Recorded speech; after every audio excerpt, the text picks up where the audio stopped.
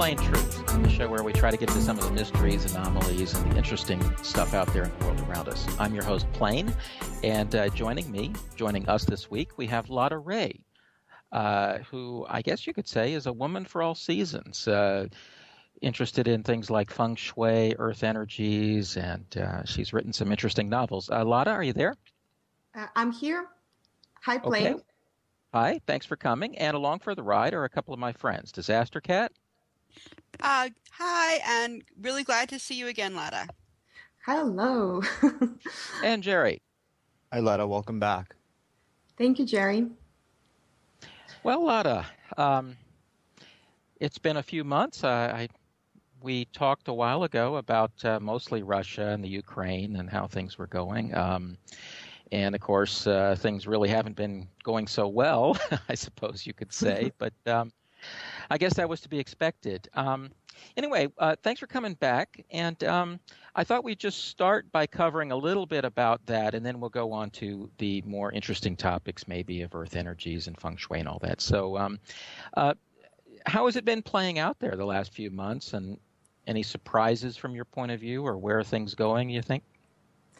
I think that I should not be surprised by my action, but I actually am surprised at the viciousness of the whole thing.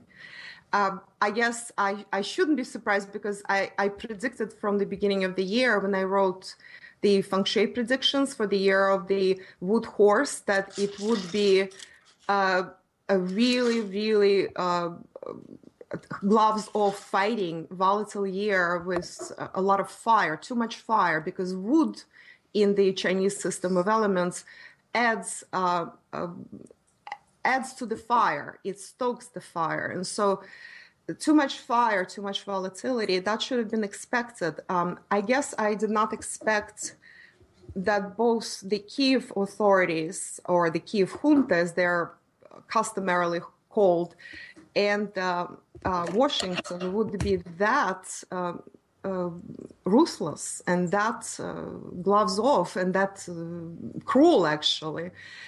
Everything else, I think, is going as expected. I think we said last time, which was a very bold prediction, still is, that Ukraine will eventually join. At the time, it was customs union, if you remember, with Russia, and now it is called Eurasian Union. It's going to be formally Eurasian Union starting in 2015. So I said that anywhere between 2016 and 2018, that also can be found in my blog, by the way, Ukraine will join Eurasian Union. And it will never join the EU. Actually, the EU itself is confirming it now, that they don't intend to include Ukraine as a formal part of the Union. Moreover, things are emerging that I also discussed on my blog even before it became popular. That was in 2013. You can also find this on Futurist Trendcast as well. That Germany is leaning more and more towards Russia, and it is only the fact that they are tied, basically it's a slavery type tie that exists between them and the US. Germany is an occupied country with 50,000 American troops stationed there that don't have any intention of leaving, by the way. And also there is German gold that is being pretty much held hostage, if it still exists, by the New York Fed. And the media, the politicians, they're all in the pocket or somehow aligned with the U.S. You could say this is allied, that they're allied with the Anglo-Saxon world rather than the U.S. It's really one's choice what to call it: NWO, US, Washington, Anglo-Saxon world, whatever one prefers. We are really referring to the same entity, pretty much, to the same system, I should say. It's not the entity. There are many entities involved with their own interests that actually intersect. In key points, they intersect. Sometimes they vary. Sometimes these interests are apart from each other. That's when infighting happens. That's when their doubts happen and everybody's pulling in their own direction. But pretty much the direction that everybody is pulling in is not to allow Russia to get stronger, not to allow Russia to actually live a normal life. And we did discuss last time, I believe, and I'm going to reiterate that the goal, the sacred goal, so to speak, if it can be called that, is to destroy Russia, to break it up into many parts. There are many books written in the West by various politicians, political analysts, strategists like Brzezinski, like others, that declare, as Wolfowitz, I believe, wrote something like that, that declare that the sacred goal, the main goal of the USA is not to allow Russia to get any influence anywhere, to have a normal life in any sort of sense, to grow in any sense, whether it's socially, spiritually, for that matter as well, and of course materially, not to allow them to establish alliances with anybody. And so this is the overriding dream and the overriding goal. It's not working. It's not working for a very simple reason. Russia, as I wrote again on Futurist Trendcast, in the predictions page, I believe you can find that information. Russia is the balancer of the planet Earth. We're going into this mystical part here. I just want to mention this briefly. We live in the so-called 3D reality, which implies the yin-yang balance, the balance of the assertive, aggressive forces and of the yin forces, which are the forces that are more meditative, inward directed, perhaps non-aggressive, all that.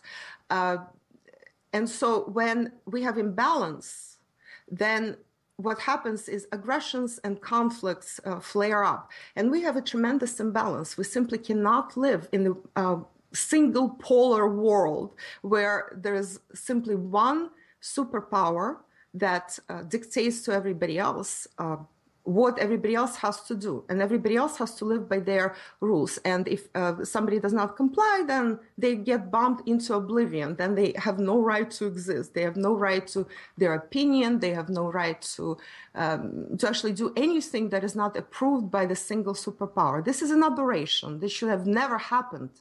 But it happened because the Soviet Union was destroyed. Why it was destroyed, how it was destroyed, that's a different topic. But the Soviet Union provided that much needed balance. And the reason the Soviet Union was the only power, and presently Russia, which is a weakened, much weakened Soviet Union compared to the power and to the extent of influence of the Soviet Union. Of course, Russia is a weakened version, is because Russia is a yin-yang balancer. In other words, is that ultimate balancer of our planet. What that means, again, is that this width, this breadth of Russia, it's necessary to keep that balance. Now, Russia is trying to rebalance it back. So what China is doing, which is the leader of the yin nations, of the yin cultures, it is also trying to rebalance it back so that yin cultures, Brazil could be named as one of those. And if we name all of them, India and South Africa, then we come to the BRICS, which incidentally just signed the BRICS Bank agreement just recently in Brazil. So this is a struggle between super yang cultures, which are the Anglo-Saxon cultures, and the yin cultures, which is the global south, led by actually China, as well as Brazil for the South American continent, and India and South Africa as well. And Russia is trying to act as this global balancer that is trying not to get the world into Third World War, or some call it even Fourth World War. It doesn't matter, but the New World War that will destroy everything. This is why Russia is so important and so necessary. The world has to come back into balance. We discussed that very briefly last time. And this is playing out in Ukraine. The reason Ukraine is that important is that fault line between the old and the new, between the West and the East. They are that ultimate ground zero of geopolitics, so to speak. They're not important in any sort of material sense or in any sort of economic sense, but Ukraine is super important geopolitically. This is why there is such a gloves-off struggle there going on. And this is why U.S. has put pretty much most of its aces on Ukraine. They have not been able to get to Iran. They have not been able to get to Syria. Now Ukraine is their best bet, and it has been prepared, as we well know from all the research that has been revealed lately. This operation has been prepared for probably decades, at least for a large number of years. A lot of money has been spent on that. So it is clear how far they have gotten out of how they. Hey, Lada, a lot of people observe that the U.S. and maybe Canada and Australia, New Zealand as well, have always benefited from turmoil in Europe. A lot of Americans think of World War II as a really good thing, the Great War, and it got the economy going, and then after that, America was a superpower. So, I think there's this other angle. I don't know if that's a Yang culture thing or what, but I just think that America's historically been driven by people fleeing Europe, bringing their skills and money. Mm-hmm. So there's this desire, or this thinking anyway, that turmoil in Europe is actually good for the U.S. Oh, that's an interesting angle. Yes. I'm not going to go into history and people fleeing from Europe, but we have to remember that Eurasia is actually one continent. It has been forcibly, this happened, again, I promise not to go into history, and I have to, because it happened over the past 10 centuries, especially over the course of the last 3 centuries, that history has been rewritten very dramatically. And one of the things that were done in the course of rewriting history was to separate Europe from Asia, and then later to make it into so-called Western Europe versus the rest, which is not even hardly even considered Europe, even though it is up to the Ural Mountains. Guess what? About 30% of Russia is located in Europe, which I'm sure some Americans don't even know. So they don't know where the Ural Mountains are. Yes, what is that? Well, that's something like a cradle of civilization. Some people think, actually, according to some of they say that God teaches Americans geography with war. That's the only way people learn where things are is the news shows it every night. But then if you look at CNN, they show the Ukraine, cities in India and stuff like that. So it's a pretty sad sight. But Lada, I think you can see the U.S. is pushing these trade deals like on Asia and Europe that are really totally colonial. They would turn Western Europe and most of Asia into American colonies. And actually in Asia, they've refused. The TPP treaty is basically dead.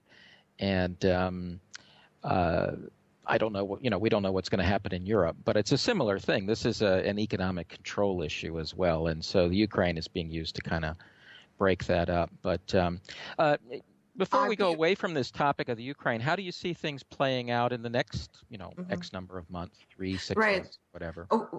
Before we go into Ukraine, can I just go back to Europe and make a prediction? I know the time is limited. I want to make a prediction about Europe. What you just said about Asia, that they refuse to sign that treaty, they will refuse to sign a formal treaty with the U.S. in Europe as well. This is my prediction. So here we go. I'm making a formal prediction. This treaty, they will work on it. They will think about it. They will try to perhaps sign some partial agreements, but the formal treaty will never materialize. Okay, not only that, Europe is actually getting more and more disgusted with the U.S. policies, and you're absolutely right. This is an absolutely colonial attitude. I did write about that a few times on different occasions. So the latest we know is that Germany announced that they are all of a sudden okay with their gold being held hostage at the New York Fed, where they are not even allowed to inspect it. U.S. would not ship that gold back, and it wouldn't allow them to even see the gold that belongs to Germany. And there's plenty of gold, lots and lots. And of course, all the American troops stationed around Europe. Then what happened with France just recently, that they punished BNP Paribas Bank for working with Russia by fining it $10 billion, that essentially bankrupted the bank. Basically, some of the, or maybe all of the properties the bank owns in the U.S., I understand, have been seized by the U.S. or are being seized as we speak. So the French are very, very disappointed. Other countries have been speaking up more and more about it, first timidly, but the more speak up about it and the more the population demands that there is a distance between the U.S. and actually we should probably call it Anglo-Saxon world and themselves and the continental Europe, the more this is going to be playing out. I had an article once about this, how a Polish foreign minister, who is a very well-known Russophobe and pro-American, actually said that we are too close to America. Well, people go as far as to suggest that they were saying, he said that U.S. was giving Poland was giving a blowjob to the US for nothing, etc., etc. But you can read more on my blog if anybody's interested in that. So these things are coming out, and EU countries are signing agreements with Russia. South Stream is very, very favorable to all European countries through which it goes and which gets supplied gas through the through this new pipeline. South Stream, to remind people, is the gas pipeline that bypasses Ukraine because the uncertainty of Ukraine, it has become too much. It's just too worrisome for the European continent. It might seriously damage European economy. And of course, US being against South Stream staunchly and trying to convince governments of each European country not to sign up for South Stream with Russia. This is clear why. They want to sabotage EU economy. What can be better for American economy?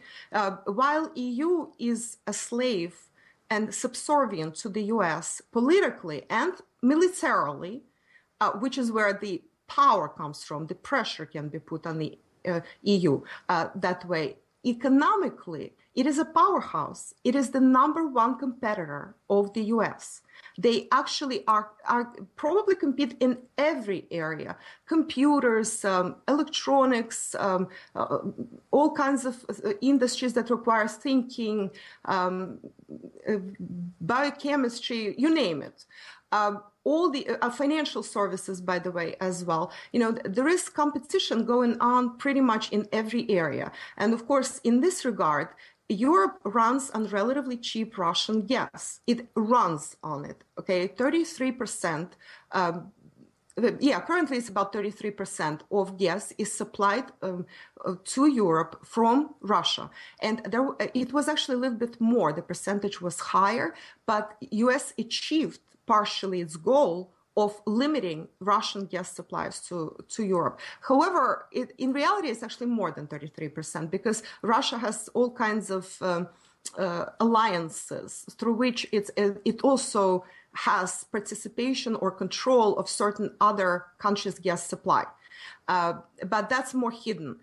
So 33% of gas and 50%, fully 50% of that 33% of gas to Europe is supplied through Ukraine. And that's how we are getting into Ukraine. So what can be better and more interesting for the US than to sabotage gas supply to Europe through Russia? Oh, wow. How many birds are you killing with one stone? It's unbelievable. You destroy Ukraine, which is a link between Russia, not a link per se, but it's like a buffer zone for Russia. Ukraine. Now, you damage, you sabotage economies of both Russia and the EU. You also damage Russia's reputation that they are not a reliable supplier, even if they have nothing to do with gas not flowing to Europe because Ukraine blows up pipelines or siphons the gas off meant for Western Europe, etc., etc. So both Russia and the EU, you would think, are super interested in building more pipelines bypassing Ukraine. And South Stream actually delivers a solution, great solution. It's not the 100% solution, but eventually you can increase the capacity of Nord Stream, which goes directly to Germany via the bottom of the Baltic Sea. You can increase capacity of South Stream. You can build more. And yet, countries like Bulgaria all of a sudden say, oh, we're not going to participate in the South Stream. Hey, Lada? Yes. The thing with that, though, is that when you talk about something like the EU, I mean, I think you got to get back to basics. There's a famous guy in the U.S. named Paul Craig Roberts. Right. Who is called the father of Reaganomics, an economics guy. But he studied, Russian history and stuff like that in the serious universities, and had plenty of dealings with top diplomatic, functionaries in the U.S. government. And basically, he talked and asked, questions of people who dealt with foreign affairs at the highest level. And one of his questions was, how does the U.S. successfully get countries to do things that are not in their interest? In other words, they're in the interest of the United States. And the answer was, they bribe them. Mm-hmm. Okay. Now, sometimes undoubtedly they threaten people, but I mean, the simplest is, $1 million or $100 million in the bank in Switzerland or whatever. And that's how you get various governments, let's say Bulgaria, right? Why will a prime minister do something that's not in his interests? And it's because you threaten him and you put the carrot and the stick. So that's kind of the story, I think. And, I presume that Russia and others are starting to fight back, and they will have their own carrots and stick. Right. Yes. If I could just quickly get into this, I can just say a few words and then we continue. I respect Paul Craig Roberts tremendously. Actually, I've been corresponding with him a little bit. He's a great man. I really respect what he's doing, and I admire him. I believe that he has changed a lot of his views from the times that he was the father of Reaganomics for the best, for the much best, actually. And he tells the truth, which is also my goal as well. He's right. They bribe. They also threaten. It's very easy to bribe somebody nowadays, especially because most of those who are at the helm in Western Europe, in Eastern Europe, in Central Europe, and in the former Soviet bloc, Soviet part of the Soviet Union, let's say, like Lithuania, Latvia, and Estonia, they all studied in the US or UK. They were formed in these countries. That's where a lot of them, it's a proven fact. It's been talked about by Russian analysts, has been talked about for years, that a lot of them have been recruited by the CIA while they were studying in the US. That includes, by the way, leaders, bogus leaders, I would say probably, like Saakashvili of Georgia, the former president of Georgia. It's a well-known fact. He was recruited by the CIA. Inside Ukraine presently, pretty much everybody is CIA or Mossad, some people say. I did not verify these claims, but it is very clear when orders are given directly that, Americans occupy one floor of the National Security Services building in Kiev, for example, and no locals, no Ukrainians are allowed on that floor. And the American flag is above that national security building of Ukraine. Well, need I say more? That's where American flag is. Well, yes, sorry, we can proceed to the next question. Lada, I tell you what, we could go on for a long, long time into how Kiev has been taken over. But I tell you what, why don't we go from the mundane of, bribes and whatever, and then move kind of more into a bit about the earth energies and the Feng Shui, or planetary Feng Shui or whatever, and how you might see that coming into play. And first, I wanted to talk a bit about a couple of your books I read. I read The Gold Train and Earth Shifters. And most interesting, first of all, I want to say they're well written. Okay, so that's... Thank you. It's just smooth reading. And then I guess I'd ask, what kind of fiction do you consider them to be? How would you describe them to our listeners? I generally say that I write... fiction? No, I prefer to call my books mystical thrillers. Okay. Generally speaking, actually, to be even more precise, to include all of them, mystical adventure thrillers. Adventure is kind of included in thriller, but kind of separate, because, say, Catharsis, which is the novelette about the mysterious Lemurians, perhaps, so where they might have come from. And of course, it's fiction. Let's not forget that. It's an adventure. It's not so much a thriller. It's a cosmic adventure. But the rest are more adventure thrillers. The reason I call them mystical is that because I think this way. I see the world mystically speaking. I see the world cosmically speaking. More than just locally or going into like each detail. I first have this very cosmic view from of the entire Earth, and then I focus on a specific subject or specific topic. So basically, my characters think this way. At least some of the characters. They think mystically. They think cosmically. They think as far as the good of the entire, something in its entirety is concerned. Mostly is the entirety of the planet Earth. But they also they also have emotions, of course. They also have weaknesses. They have personal problems, and they have personal dramas, or sometimes personal tragedies, like the main character of the Earth Shifter, Sasha, who has to go through incredible personal tragedies, actually, to grow and to get to that place where she can become that key for that opens the door for the future of humanity. So that's basically the description, briefly, of what my books are about. Okay, well, that's fair. I think they're a bit hard to describe because there's so many interesting snippets, and it ranges from Siberian shamanism and Feng Shui and Russian missing gold. I mean, the KGB. You've got so many little interesting things. Why don't we go a bit into some of the things like shamanism or Feng Shui? I was intrigued with your shaman, the character from Siberia.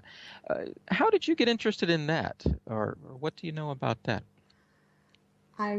I think I was always interested in shamanism, even when I didn't know what that exactly meant.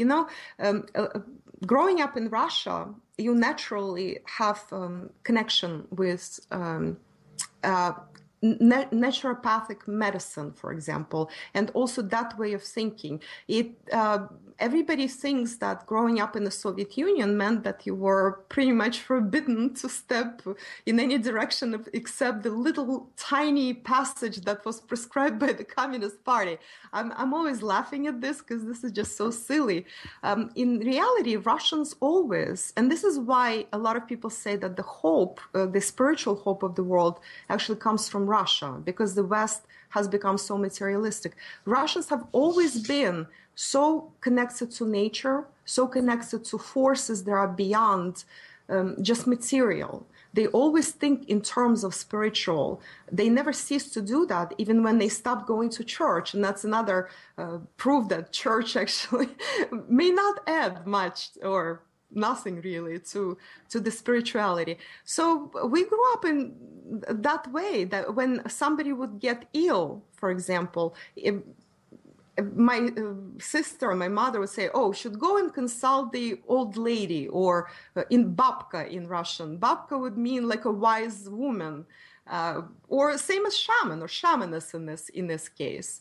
And Siberia is just such a tremendous force in this regard. There is so much mysticism in Siberia. There's so much hidden treasure, hidden spirituality, and another reason why Siberia just came to me and it became the centerpiece of the Earth Shifter, together with its shamans, is because we are in the period of Siberia.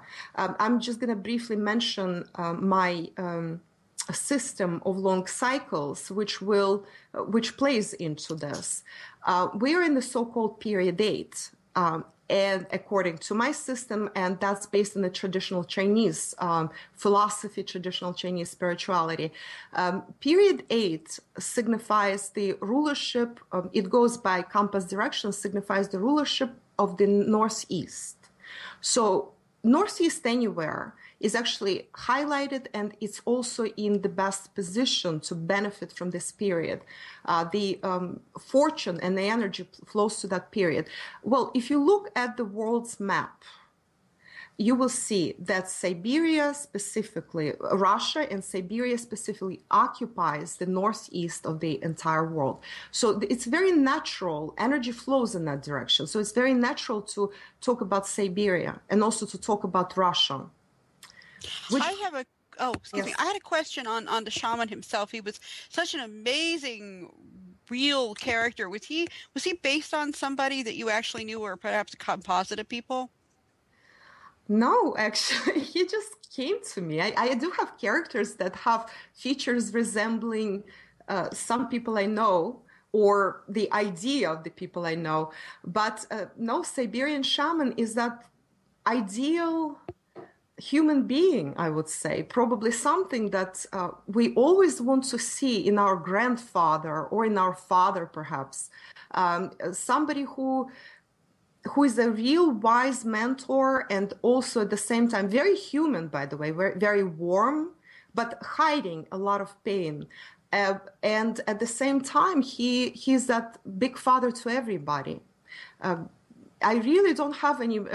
He just popped into my mind as a whole character. I was just curious because my husband is also a novelist, and I know some characters just do that. They just pop in and there they are, and other times they're based on people, and he was either one person or 4 or 5, and right. I just thought he was just so amazing. I really liked him. I think he was my favorite of all your characters. Oh, thank you. Yes, a lot of people say he's the best character, the most formidable character. I wrote him with that idea of that amazing man. He's much more than a man, of course, for those who read, who everybody should really connect and look up to. Not really look up, because he doesn't even want that, but that it just maybe happens naturally, and very impressive while being a small, basically Asian man at the same time.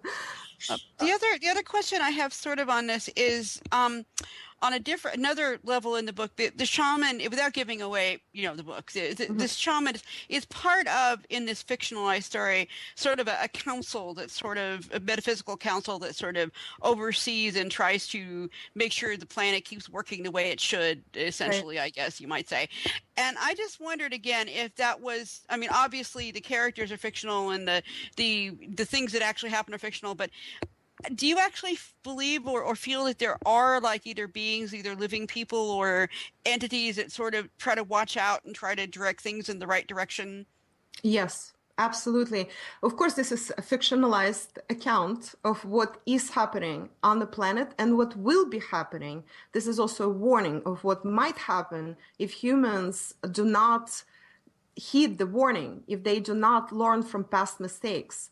This is why there is so much history in it. But yes, there are forces which are both terrestrial and non-terrestrial in origin that are watching.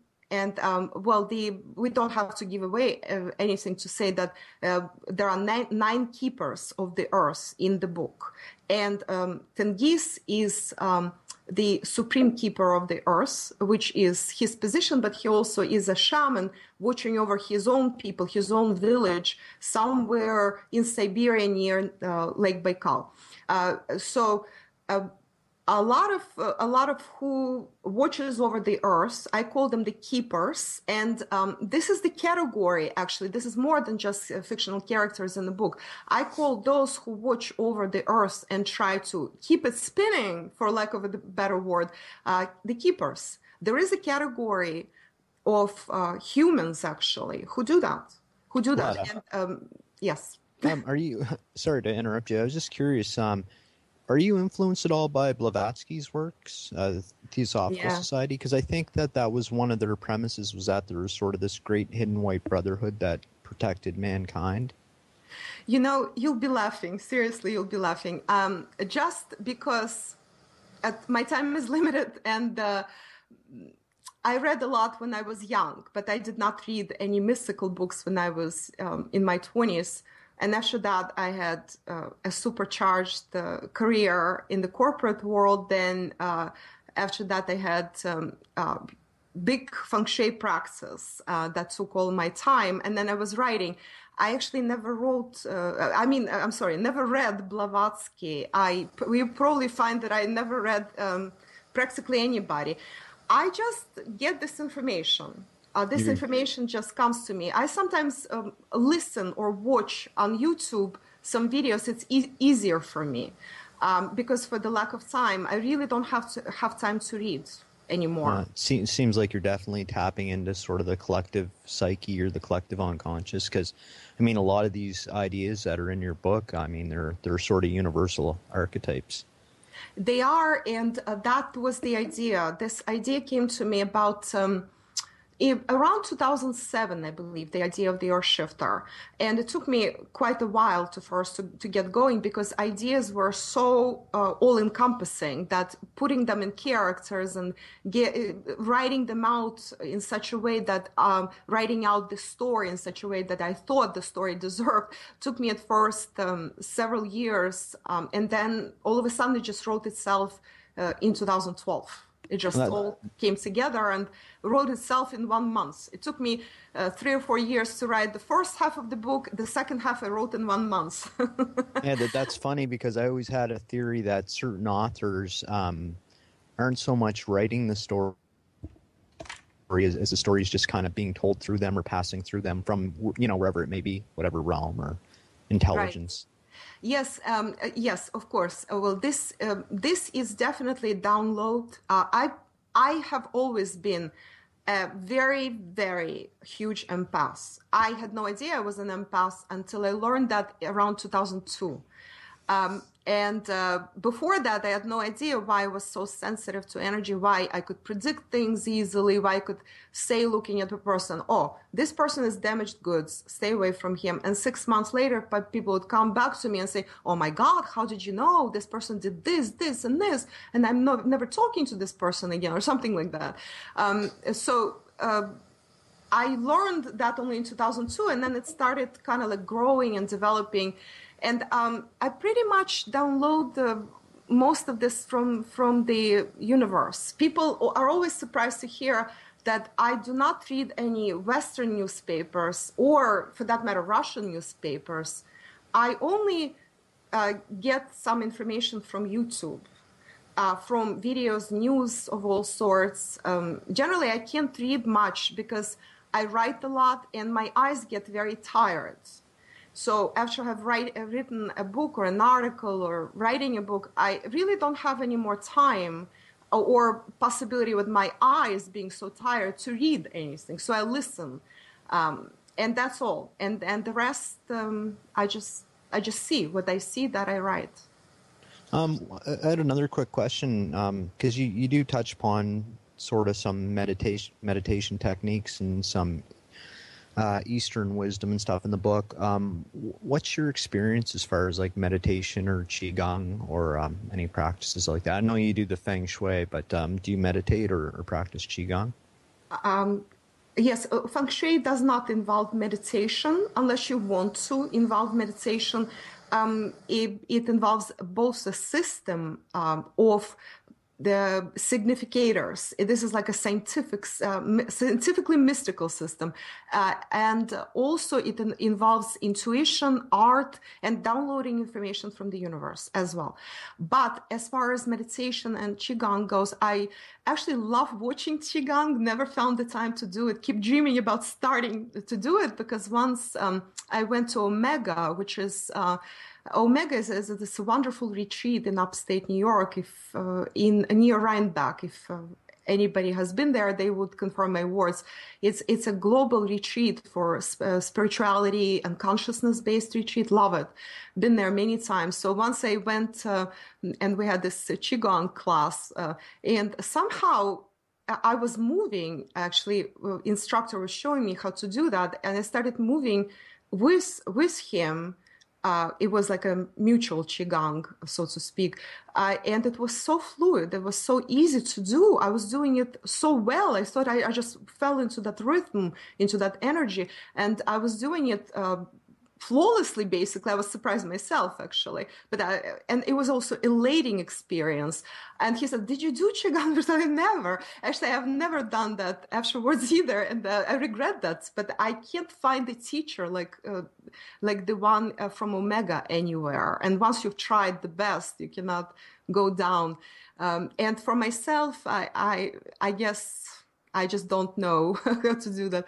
I love to move plastically, just dance, classic dance, but more like a Lada, classic dance. could I ask you to tell our listeners a bit about Feng Shui? And I actually would like to learn myself. I mean, I like going to Hong Kong, and I know it's used a lot there. And then I've seen TV shows where people talk about how the ancient city of Kyoto had a lot of Feng Shui put in the initial design. Can you give us some hints? How do people use it successfully? Again, as I say, I think they use it a lot in Hong Kong. Yes, Hong Kong is where I learned Feng Shui from revered Feng Shui masters who are some of the deepest, some of the profound masters. Some of them are so humble, they just don't want their names mentioned even. Well, not humble per se, but they want to keep it within a narrow circle of disciples. They don't want to trumpet it everywhere to cheapen Feng Shui, which is what happened in the world, unfortunately, lately, when Feng Shui became this do's and taboos, a list of this, a list of that. It doesn't really work this way. It's an ancient, very profound philosophical system. This is of how to live in harmony between outer and inner world, how to harmonize your inner world with outer world, how to harmonize the environment you live in with yourself, your person, your destiny, and your energy. So this is exchange of energy. This is a harmonization of energy. That's how I define Feng Shui. This is the right way to define it. When people say that this is the art of placement, don't even get me started what this means to me, because that's cheapening it, that's making it into some kind of gimmick. And that's what most people think nowadays of Feng Shui, that this is a gimmick. This is some kind of cheap trick. It actually isn't. But it's like religion. Religion may have started as this profound spiritual teaching. Take Christianity, for example, as a teaching how to live on the planet in the most spiritual, in the best of senses, in the most conscious sense. Perhaps it started that way. Then it became religion for the masses, and then it became, oh, did you go to church on Sunday? Then you're good, you're saved. Well, that's what, unfortunately, those who want to make money on Feng Shui turned Feng Shui into. I got so disgusted at some point. I actually stopped doing my, I did a lot of Feng Shui seminars in the earlier part of the 2000s, and they were very popular. I stopped doing that because people just wanted cheap tricks instead of profound science. So to explain it a little further, we have science that goes into Feng Shui. It's pretty serious science. And there are serious schools of Feng Shui that exist. The serious school of Feng Shui is the Compass School of Feng Shui, practiced specifically in Hong Kong, in Malaysia, in China. And it probably is also practiced in Japan as well, as far as I understand. But this is what all Asians know. You've got to go by the compass school, which means that you have to employ compass and 8 compass directions. From that, there is a theory of the 8 aspirations, as I call it. I call it 8 aspirations. Say one of my teachers, Lillian Tu, the best-selling Feng Shui author, she calls it 8 mentions, where you employ 8 directions, which is north, northeast, going clockwise, east, southeast, south, etc., etc. 8 directions, including 4 sub-directions of the compass. And each sub-direction has a characteristic. It has the element assigned to it, and there is a theory of 5 elements. So all that works together. Then also there is, of course, a temporal and a mystical element to Feng Shui, which is the Flying Star School of Feng Shui. This is based on the previous theories that I just mentioned, the Flying Star Feng Shui and the theory of elements, which we know there are 5 elements that interact with each other. And there is also a cycle of elements that interact and enhance or destroy each other. And all this gets employed together with the temporal and spatial element in the Flying Star Feng Shui. This is much more complicated. I do a lot of what I do in the Flying Star School of Feng Shui, which is the most advanced of schools. And it can create sort of miracles. For example, if used correctly, it can bring wealth. Other schools can do the same. If you're not putting that kind of specific goal, which is a very usury goal, I would say, and you can pay later. I want to be super wealthy. You can pay later for that goal coming true at the expense of other aspirations. That's why everything has to be kept in balance. So this is the theoretical and the just scientific part. Very, very briefly, I'm not going into a lot of details. Yin-yang plays into that as well, of course. But briefly, that's what it is. And then when people know how to deal with all this energy, how to manipulate it properly, how to harmonize it properly, then wonderful things can be achieved with Feng Shui, but also a lot of abuses. And that's what's happening now. I was just about to ask you about that because, well, have you ever noticed that the way Washington and certain of the elite power cities of the West are laid out, even the Vatican, for instance, there's a lot of, I guess you'd call it sacred geometry, but it almost seems like perhaps it's being used or in a dark sense or sort of perverting the energy. I don't know. I was just wondering if you knew anything about that or if you could comment on it. Yes, I do not know, as far as like factual knowledge, I do not know if they use Feng Shui per se. But there are other interesting things on planet Earth. There are plenty of portals of energy and ways to use energy that exist. They may be using Feng Shui because it is proven that Feng Shui used correctly is very, very effective. But as I have to stress again and again that abuse comes back to you to haunt you eventually. There is abuse of Feng Shui. When you actually want to overpower others, Feng Shui will, you will pay the price if you use Feng Shui that way. You will eventually, because you are imbalanced. And Feng Shui, I said, that's the ultimate thing, the ultimate system of balancing your energy with the outward energy. But what I know for a fact is that a lot of power structures on Earth, including the Vatican, including the Pentagon, including the White House and that whole grid in Washington, D.C., well, incidentally includes Kremlin, of course, in Moscow. These are built on massive knots of energy, intersection of ley lines, as they're often known. this is a massive, massive knots and the vortices of energy that they're built on. Whether they were built consciously there or subconsciously, because those who built them actually were in touch with the energy.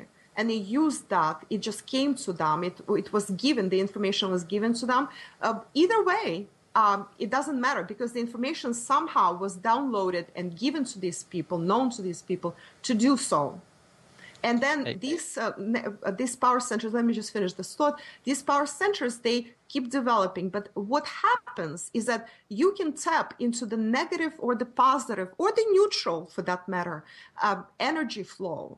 And you can direct it either way. You can sit in it and do nothing.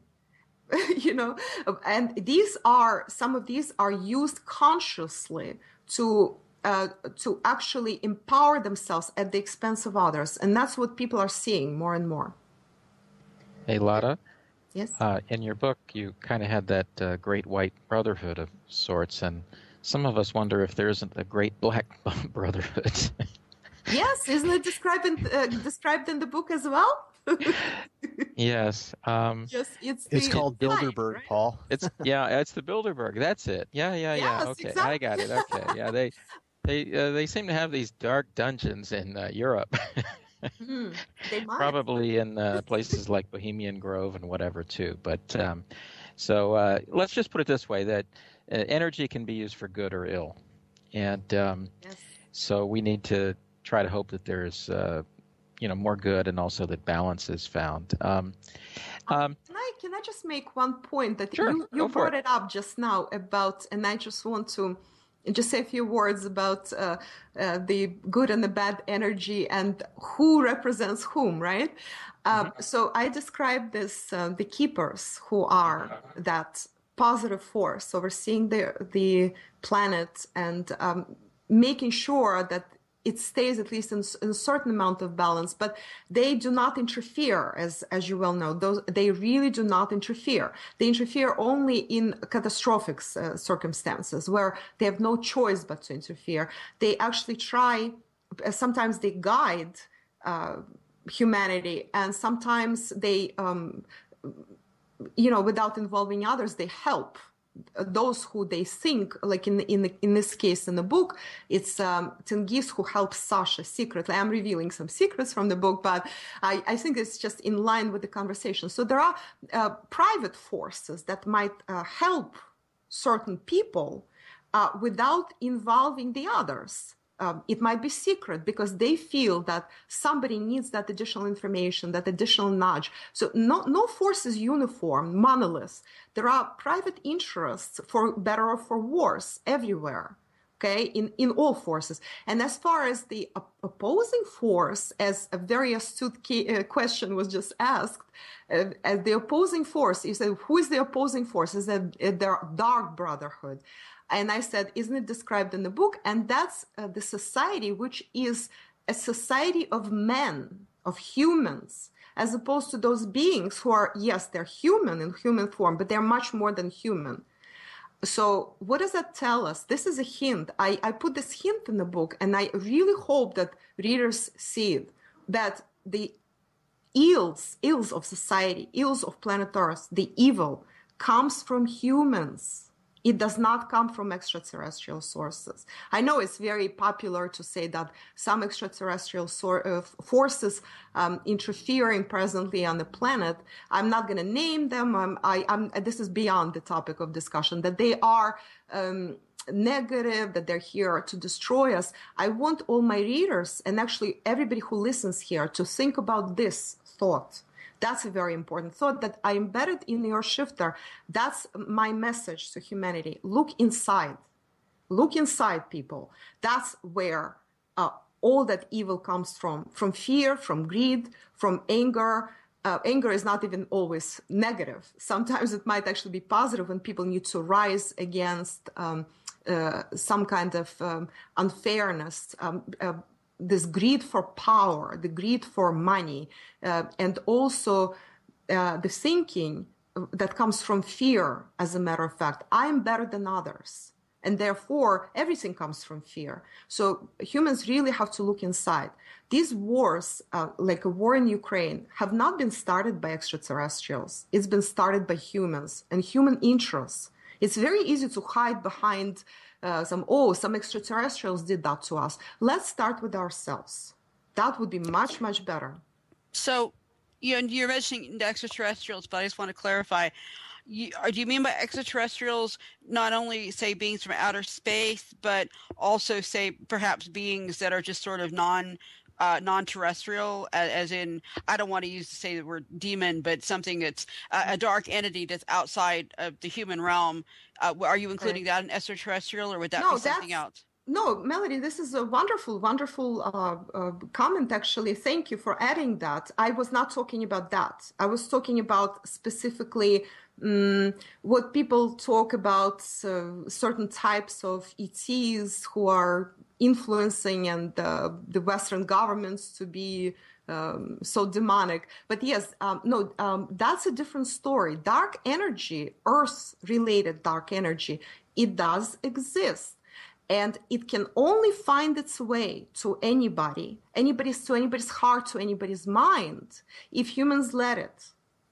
That's the problem. Humans let these lowly emotions, what I call lowly emotions, you can find other definitions, or lowly vibrations, we should say, of energy, which are fear, but then there's also greed that comes out of fear, and aggression that also comes out of fear.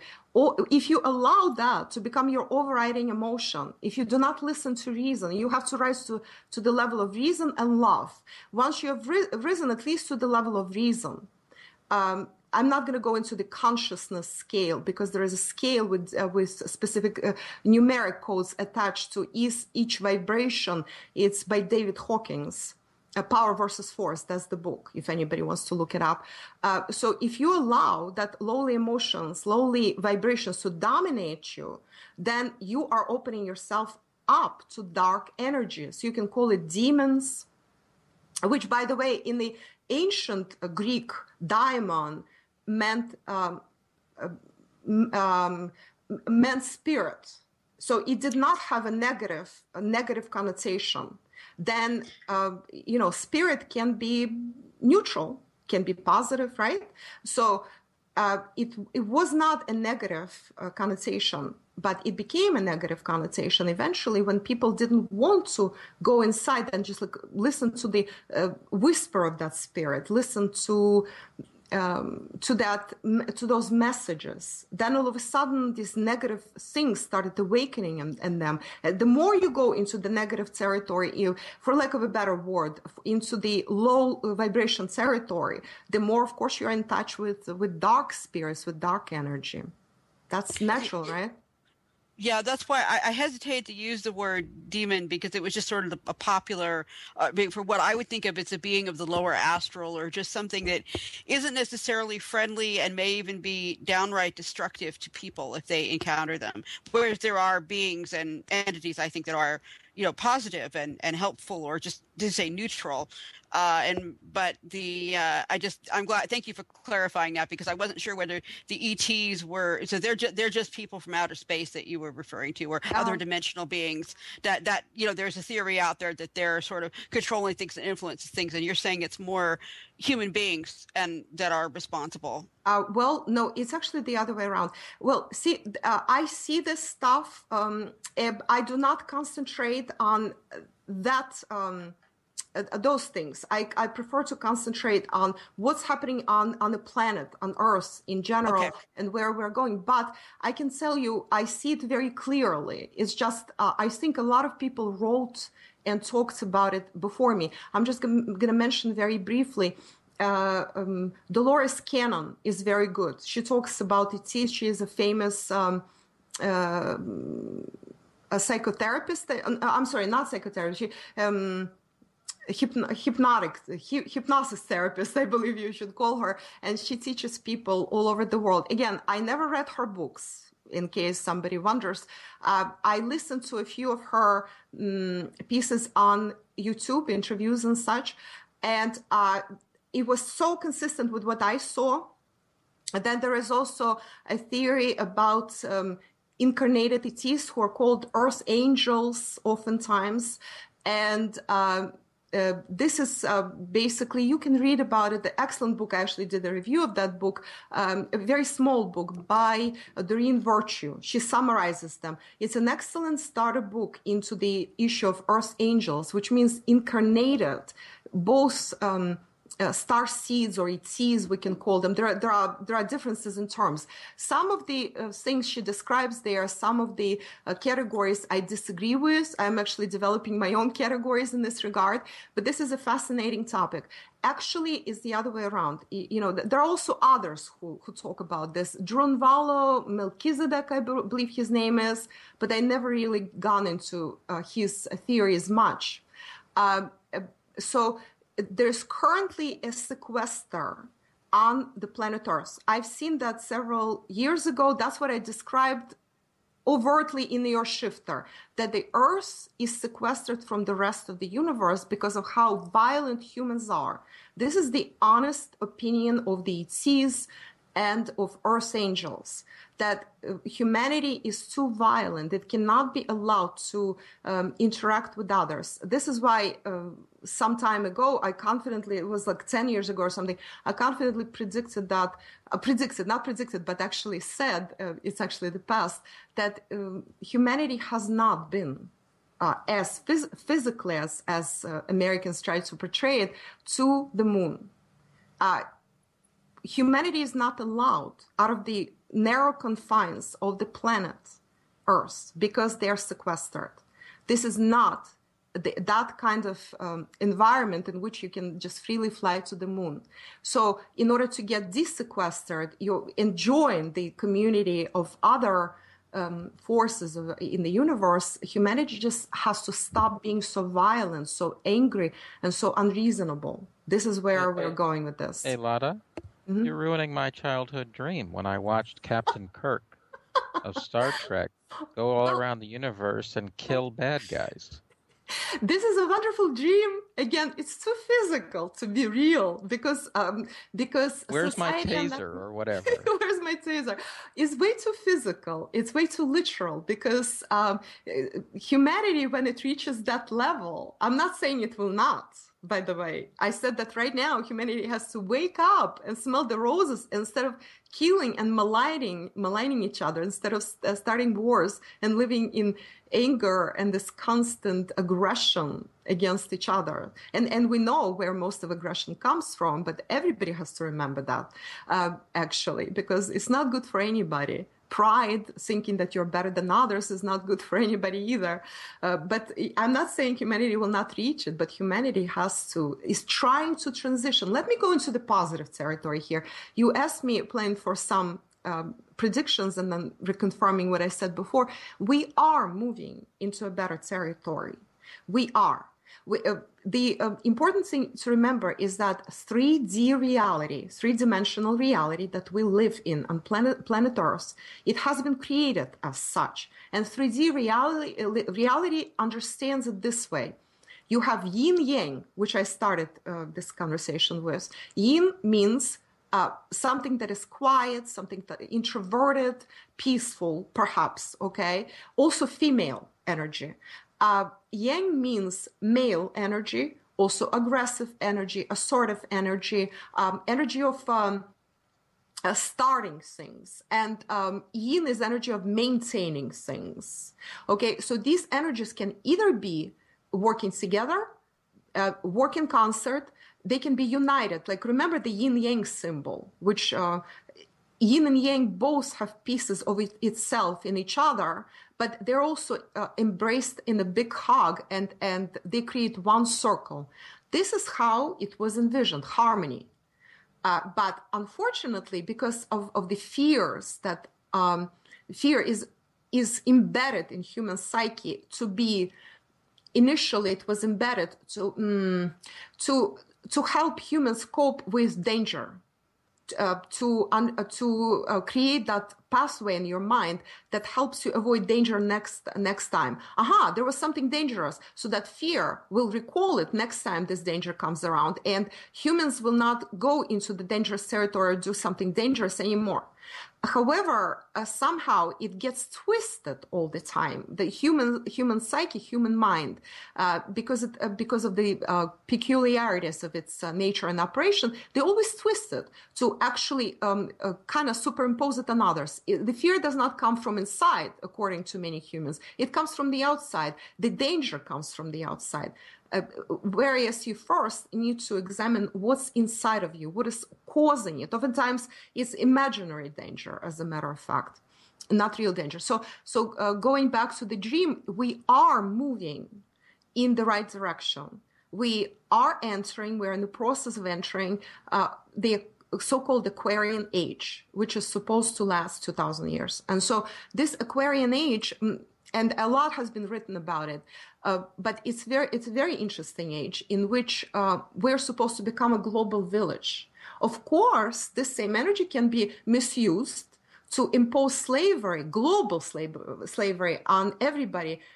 Therefore, we have forces that are currently referred to as NWO, New World Order, who are trying to use this globalization dream of mankind of becoming one global village and cooperating and working together as something the opposite, as putting as the whole of humanity collectively happily becoming slaves of those who crave power. So this is the fight between the two forces, the force that is trying to break through and create this new society based on cooperation, just like BRICS are trying to accomplish, on this global cooperation, on fairness, on trying to live together in some kind of harmony, and the forces that are excessively yang forces in the West that are trying to hold on to power, which is slipping out of their fingers. Lada, Yes?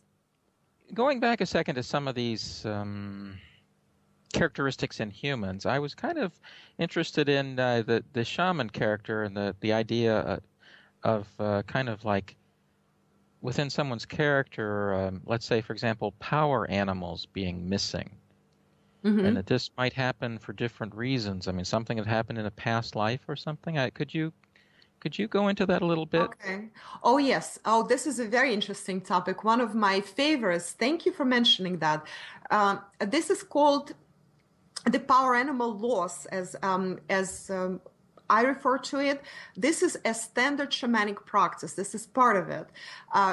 Shamanism has evolved pretty much since its ancient states, and now books have been written about it. I studied this very closely, actually in the West as well. So, going back to how Siberia came around to be present there in shamanic powers. I studied the shamanism very closely. This is a very fascinating topic, and I've done a lot of this. Well, the power animal is like an angel, but in the animal form. This is a very primordial, very nature-oriented approach to this. And some humans do better with power animals than with human-like angels, say, or human-like guides. Guides can be either, actually. So power animal is the energy that you are resonating with, that is in the animal form, because actually animals are archetypes of energy, and you can actually read signs by looking at animals' behavior, or when certain animal appears to you, or a certain bird flies past. It's described in a number of books very well. So readers can just take a look at that. But related to the loss of a power animal is the soul loss, what we call the soul loss. Soul retrieval, as it's called in shamanic practice, is a very standard shamanic practice. I was very happy to describe that in the book, how it works. And of course, I put this fictional element into this. But this is how I see it. That's how I perceive it, actually. But this is when a shamanic practitioner can actually determine that you have a soul loss. It is usually demonstrated in your pattern of behavior. You don't have to be gravely ill. In that case, a woman was gravely ill. And it was like really visible for everybody to see that there is something missing in her soul. But people would go, just like they used to go to a psychotherapist, they would go to a shamanic practitioner. And just because they say, well, I have such and such fear and I cannot overcome it, the shamanic practitioner can go do a proper shamanic ritual and go inward. You go to the lower world. This is the standard practice. You usually go to you can go to the upper world, which is the practice for usually looking up the future. To the lower world, you go to look up the past. And usually you will see where the missing part of the soul is hiding. I'm not kidding. It's actually visible. It's in a specific place. Then you also see what contract. There is a soul contract you wrote. That is erroneous contract. So that has to be worked out. Then after that, you proceed to where your real true piece of the soul that has hidden from you is residing. Usually some beautiful place where the soul, that piece of the soul that decided to splinter off resides. And then you go and retrieve your gifts, you retrieve your messages, and then you reconcile everything. Of course, it can be successful or unsuccessful because maybe your piece of the soul doesn't want to reconcile back. Now, can you give me an example of what that might mean in practice? Let's say somebody has some kind of problem. Can this be physical, like a very bad back condition? Yes, Is this it can be somebody who's got a kind of like a broken heart that'll never heal, and it just simply can't be that, relationship that broke up at age 17 that did it, In other words, is it from a past life? Can you give us an example or two about what this is? You already gave brilliant examples. It can be any of the above. And this is what the actual trip to the lower world will tell the practitioner. Well, for experienced practitioners, if I had any sort of soul loss, I would go there myself. I don't need somebody else to tell me this. And I've done a lot of work in this regard. I've done all this work in the beginning of the 2000s. So I could probably say that I'm pretty complete at this point. But as far as an example, your examples are brilliant. Well, let's take something that happened in your early childhood. You may not remember your childhood trauma when you were 2. And what it could be, for example, then that your mom did not take care of you. Maybe she left you and you were crying in your crib. Well, I'm sorry, that should be like something like 6 months or older, 1-year-old.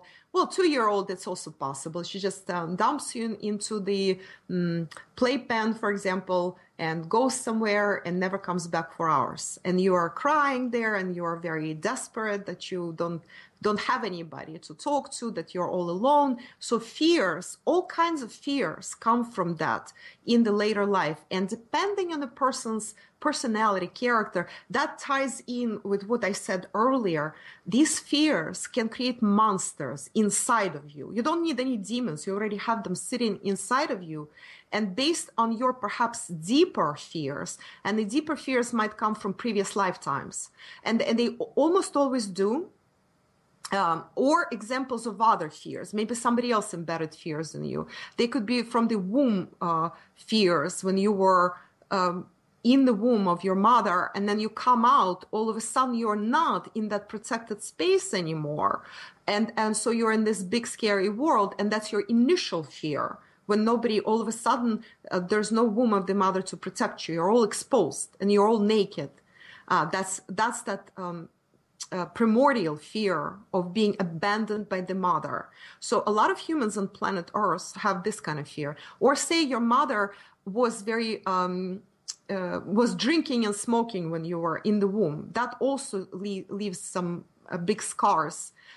Emotionally, if not physically, then definitely spiritually and emotionally for you when you come out of the womb and then you start developing. So you have all kinds of fears associated with that. Or, God forbid, you had some violent atmosphere in the home. But there are other examples of that. I mean, you don't have to be that young.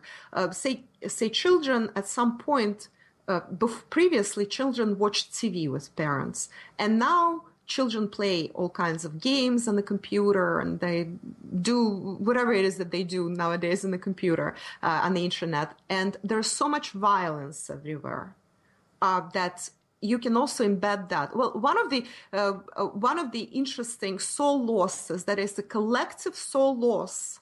I actually have to mention this. This is very interesting. A soul loss that exists collectively in the West, especially in the United States of America. It also includes partially the rest of the Anglo-Saxon world, to a much lesser degree in Europe. The collective soul loss is this. They grew up and absorbed practically with mother's milk a hatred towards Russia. This is a huge soul loss.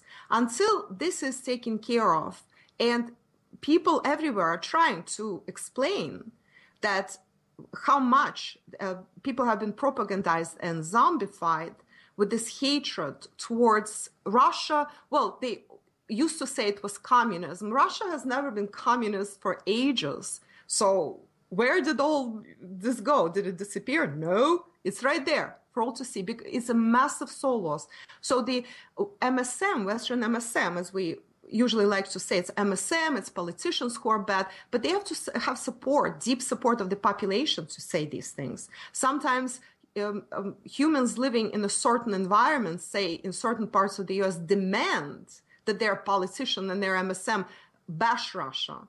And do you know why? Because they absorbed it with mother's milk. This is their massive soul loss. They actually need a massive soul retrieval, all of them, to retrieve that soul, that piece of the soul that's splintered off. That's an excellent example of a mass soul loss. And there are other massive soul losses. Russians, incidentally, have a different soul loss because they have had so many cataclysms happen to their country just only in the course of the 20th century alone.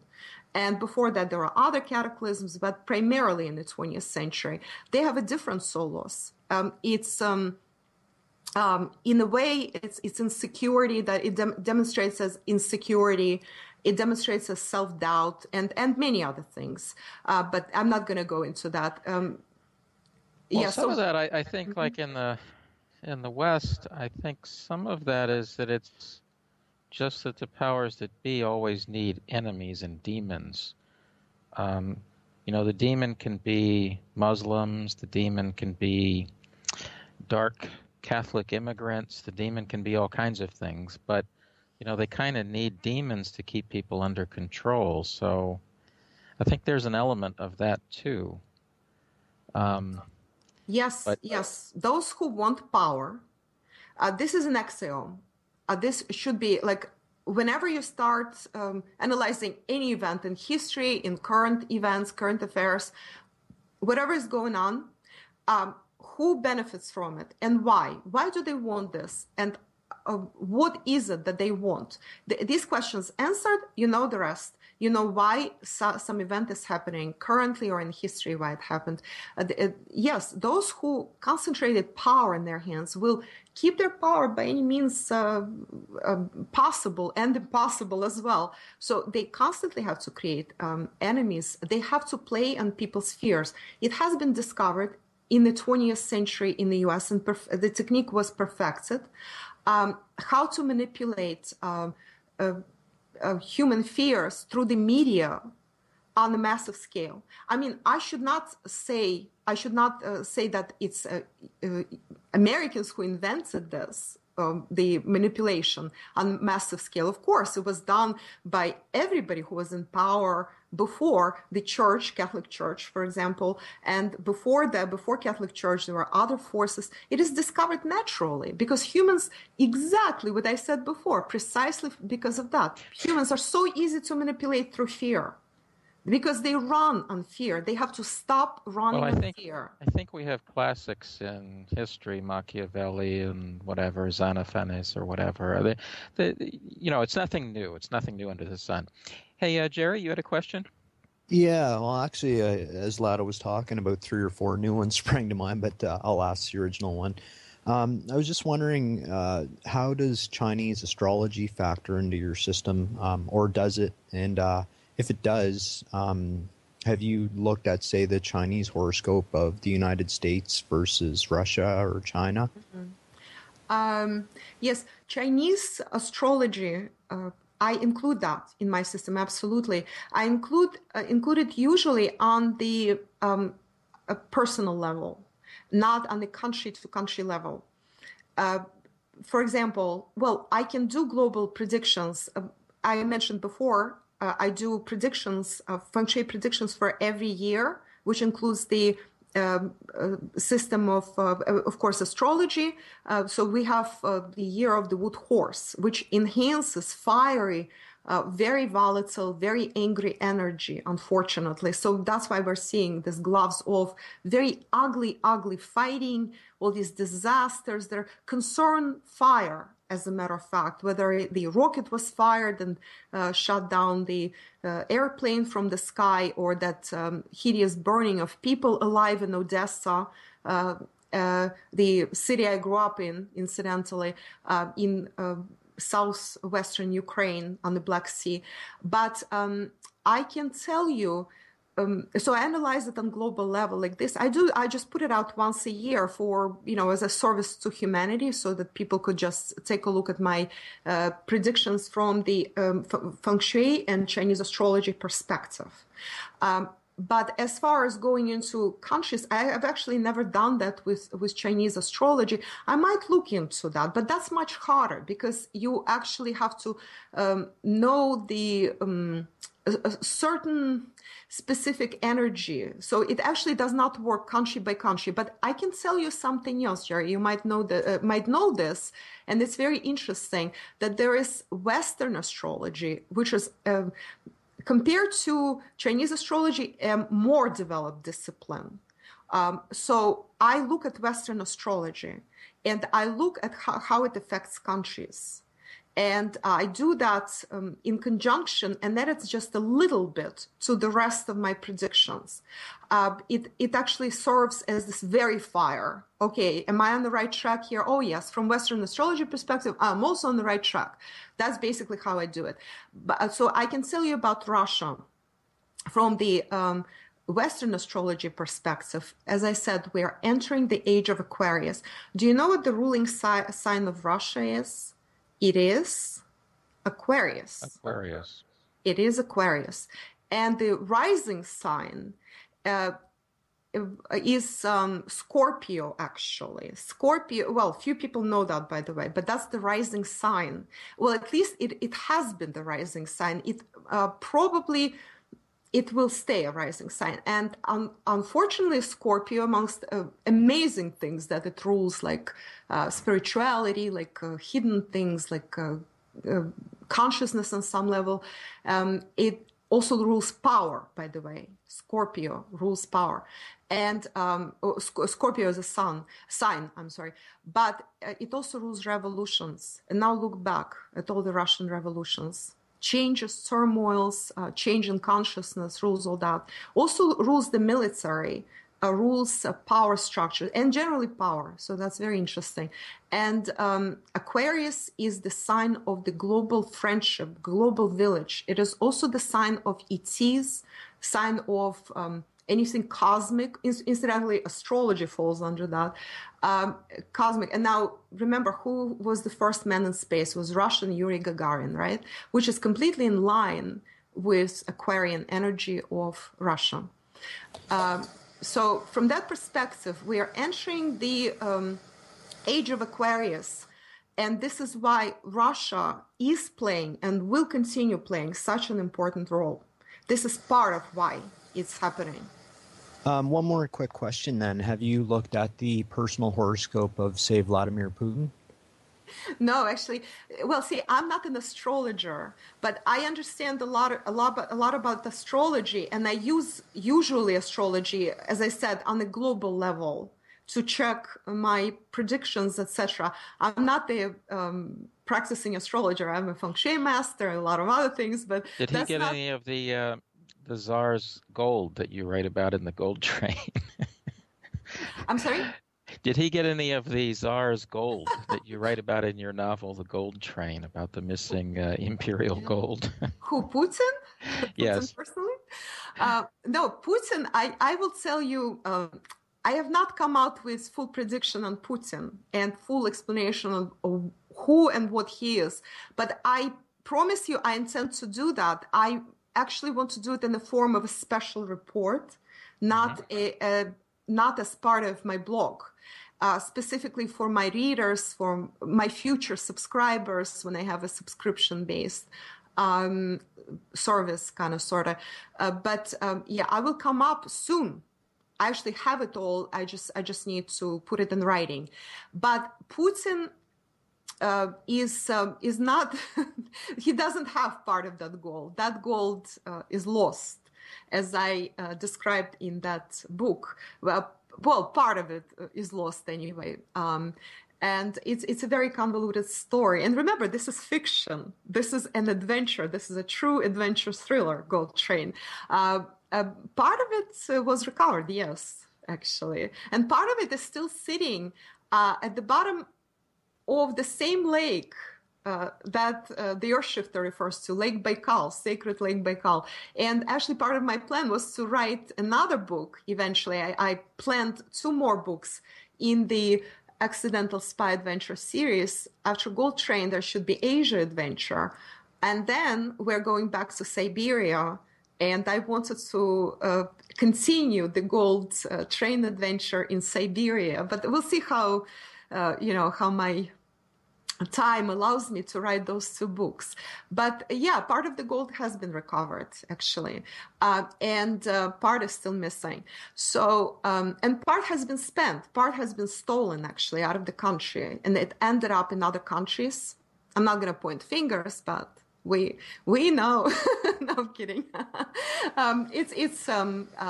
Yes, there are some known facts about where some of the gold ended up. Back to Putin as a character, as a character in this earthly drama. He is a very important character. Of course, I think most people on the planet know that. This is why he creates so much animosity and so much speculation from so many people, so many sides of the equation.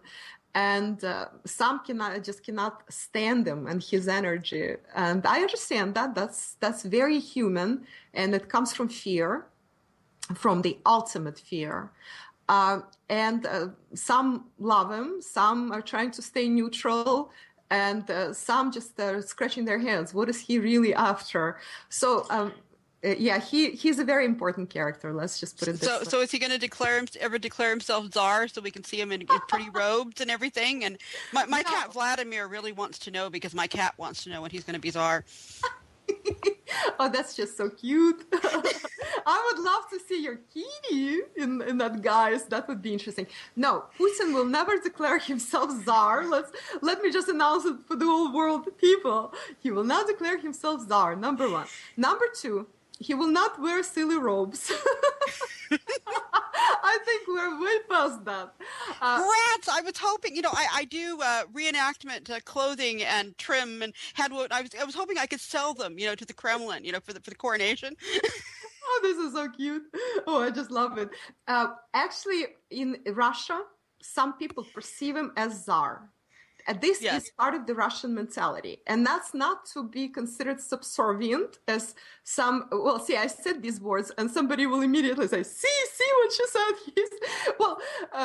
Well, yes. So I don't forget, let me mention Washington Post in regards to me, what Washington Post just wrote. So please don't let me forget this part, because I actually wanted to have a laugh about that as well. But back to this story.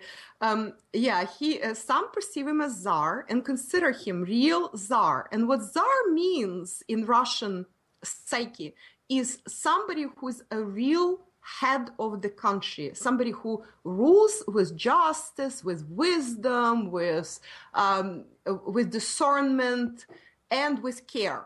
That's what the real czar, because czar, again, this is human understanding, but czar has to be anointed. He has to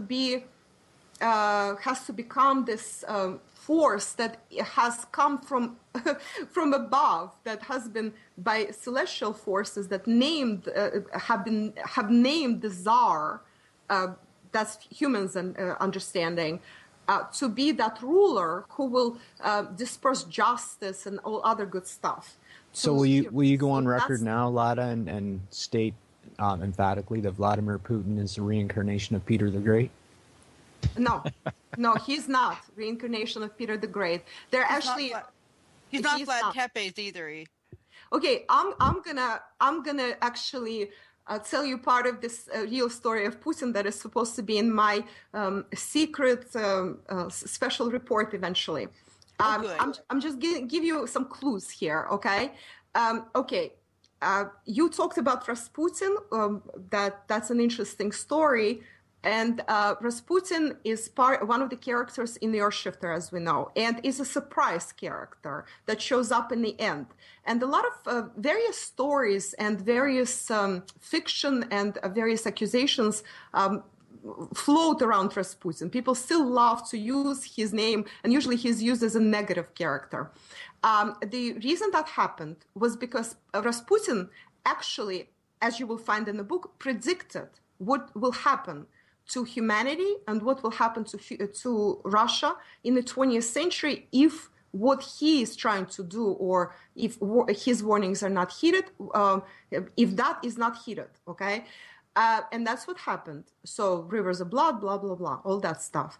So I'm not going to go into further details, actually, because that's already giving away too much, I think. So Rasputin, now look at the names. I'll give you this clue. Rasputin, one more time. That's the way the name is pronounced in Russian, Rasputin, okay? That was Grigory Rasputin, as Americans or other English speakers pronounce it. In reality, it was Grigory Rasputin. Now look at Vladimir Putin. Putin. Okay, to the even Russians have lost connection to their own language. It's so sad and so dismal. Russians don't even understand how these words are related, and they have karmically direct relation to each other. Absolutely direct relation. This is directly and totally correlated. Rasputin, who appeared and tried to stop Tsar from participating in World War I. He was trying to get Tsar out of that. He was trying to get Russia to exit World War I. And that's why he was assassinated. And after him, revolution in Russia, revolution all over the world, all these world wars continued, the Second World War, and then more violence and more violence. Terrible 20th century, the most violent ever in more modern history, let's just put it this way. And his name translates as being on the crossroads. Rasputye means on the crossroads. Humanity, when he appeared on the horizon, was directly on the crossroads. And they could go one way or they could go another way. This is another embedded code in the Earthshifter, the story of Rasputin. Now, let's go to Putin now. The thing is, Rasputye, the word Rasputye means crossroads. The word Rasputye, okay? That's clear. It's the root of that name, Put. Put means way or road. The name of Putin means exactly that. He is the guy who shows the way. Putin. Okay? That guy appeared when the whole world was on a huge crossroads. This guy is the one who shows up when the way needs to be shown. Okay, so I'll leave everybody with this because a lot more, I promise you, will be in my special report. There are many more mystical connections. Incidentally, with Nicholas II, the last Tsar of Russia, with Medvedev connection, there is a very serious connection. When I saw these connections, I've seen this for years, but I never got the chance, or actually, I never got around to writing it out, but I promise I will pretty soon. All right, thanks, about Lada. others like Looking forward to Obama. I'm sorry? Dare we ask about other things like Obama or Hillary? They're the way to hell. What is the path of What is the path? of other things? But yeah. Well, that's interesting. That's very interesting, actually. Of course, there. And not to kind of be on a downer note, but there just are a lot of things in the air that make you think of 100 years ago or so, the period before World War I. A lot of strange maneuvers going on, a lot of things in the air that just make you wonder. Yeah. Somebody has a very twisted, very sick mind. They're trying to start a new world war on the dot of the 100th anniversary of the First World War. Let's just think about it. This coincidence is really not that much of a coincidence. And going back to the issue of dark forces manipulating, yes, there is a manipulation from the dark forces here to try and push humanity towards that. But only humans can attract those dark forces. They have to say no to them, and they have to show that they want to work and want to develop cooperatively. And that's true on every level, individual human level. Sometimes I look at YouTube and the comments that some people write, oh my God, this is crazy. They live in so much fear and anger. It's unbelievable. They just argue and argue. They call each other names. I don't know. They want to kill each other, I guess, through YouTube. A lot of that's promoted, Look at the television or the movies. They're promoting a culture of that kind of superficial anger, and it's words fail us. It's so the level is so low. The vibrational level is so low. It is, and my readers have been asking me on the blog, well, isn't it going to get better? Well, and I'm just going to give this quick overview and prediction for this. For the rest of this decade. I have good news and bad news. The bad news, I'll start with that because unfortunately that's the overwhelming energy of this decade is the energy of first struggle, when a lot of forces that are really quite dark forces and destructive forces are coming to a fore. It is I'm going into my predictions based on my system of long cycles now. It is the time, this decade specifically, when this is the rise of the military, rise of all kinds of extremist forces, including all kinds of terrorism, including forces that are absolutely extreme that were not even allowed and nobody even thought they were possible just a decade ago, like open, blatant Nazis and fascists. These forces there's a proliferation. Obviously, Ukraine is the obvious example, but even European countries that have sworn to never allow fascism on their territory. They already have fascist marches sometimes, and some others are just proud even of their association. Like in Western Ukraine, there are forces that are proud of their association with the former Nazis from the Galician division, the Western Ukraine division. They proudly display their swastika there in the government. So this is unfortunately sign of this decade. This struggle, this very this terrible military expansion. Look at the expansion and direct interference of the U.S. and NATO in several countries.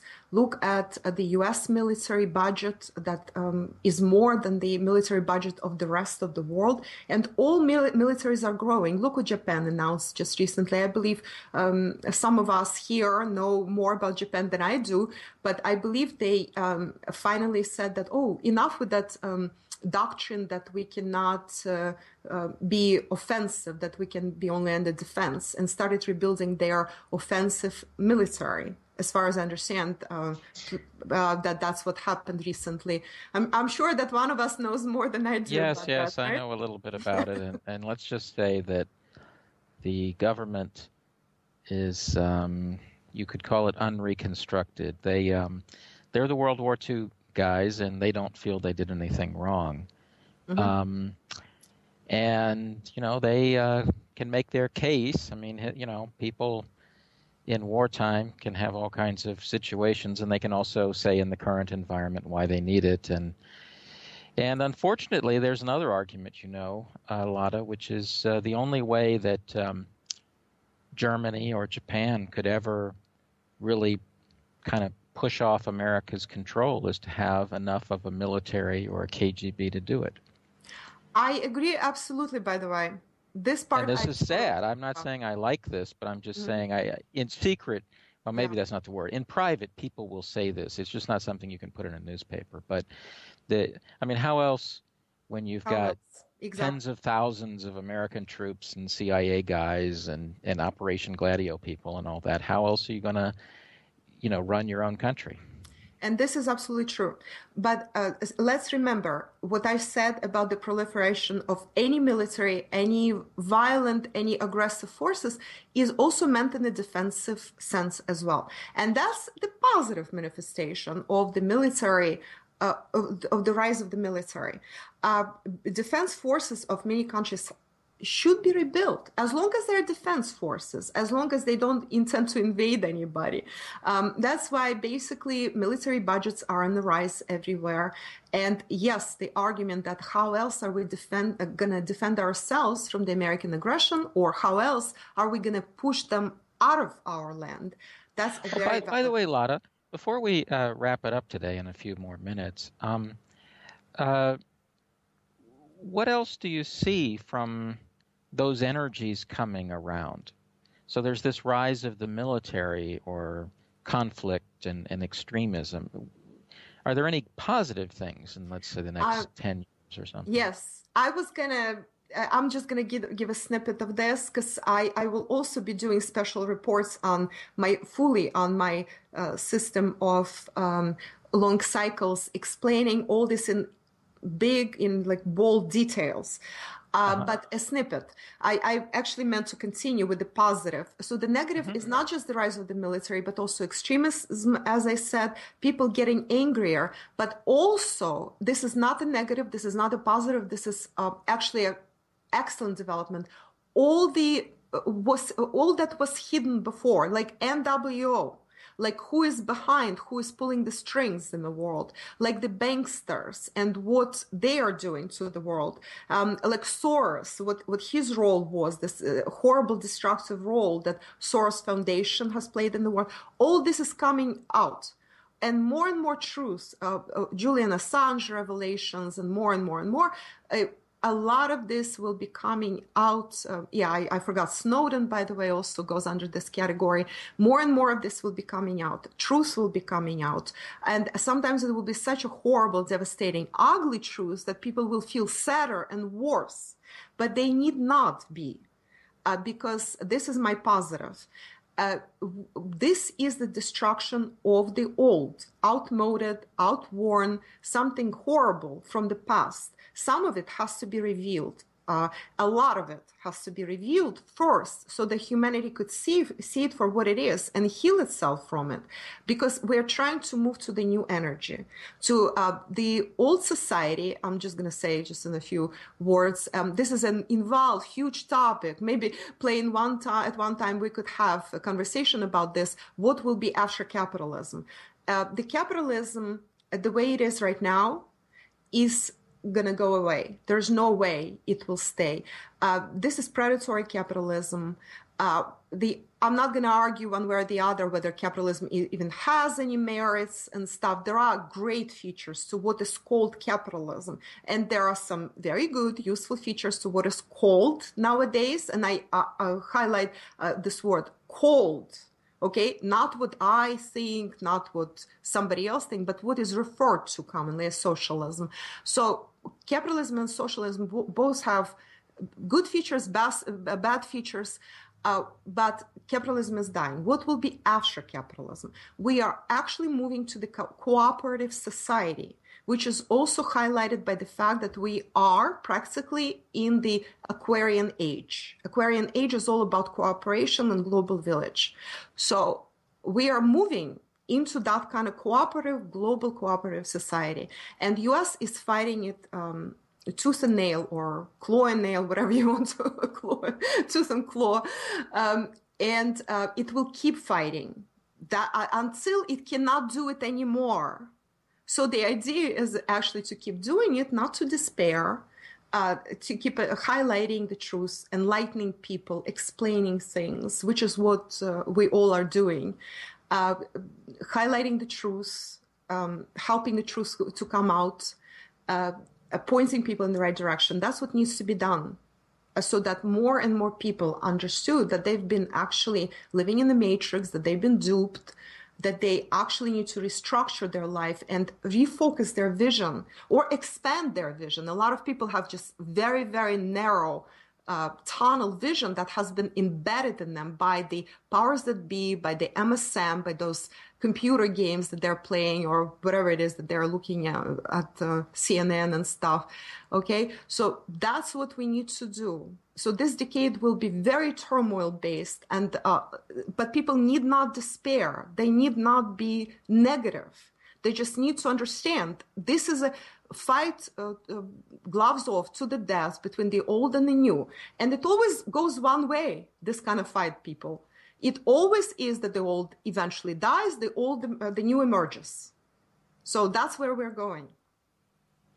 To the new. There you go. To the more cooperative society. Well, those who dream about paradise on Earth and Star Trek society in 10 years, unfortunately, it's not going to happen. Well, U.S. will start disintegrating. Will it disintegrate just financially, or also as society and also territorially? That's a different story. There is some chance that certain territories might fall off, so to speak, or secede. But either way, the U.S. will be disintegrating at the seams also in the same next less than 10 years.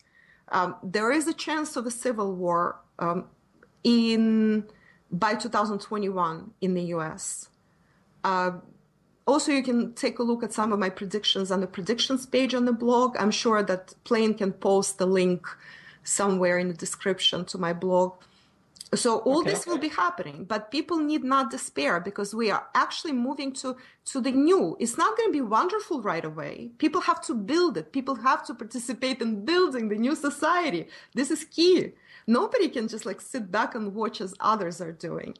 The more people understand that, the better. Yes, and we can work on our 3D printer designs to get those tasers that we were cheated out of back in our Star Trek dreams. No, just kidding. But no, there's a lot to look forward to. Lada, why don't we wrap it up here, and then you can tell us your website again? The blog that I was referring to is called Futurist Trendcast. You can actually type in my name in Google, Lada Ray, or I guess the name of my blog should also come up.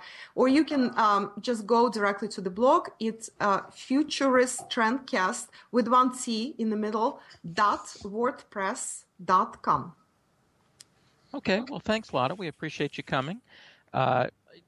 Again, I enjoyed your books, your novels. I think they're well written. I'd like our listeners to check out what you've got and look at the samples that are there and all your interesting posts and articles. So on that, thanks again, Lada. Appreciate it. It was very nice to talk to you, Plain, Jerry, and Disaster Cat. Thanks, Lada. Okay. Talk to you That's soon. it. It's a wrap, folks. Till next time. Thanks again. Bye-bye. Yay.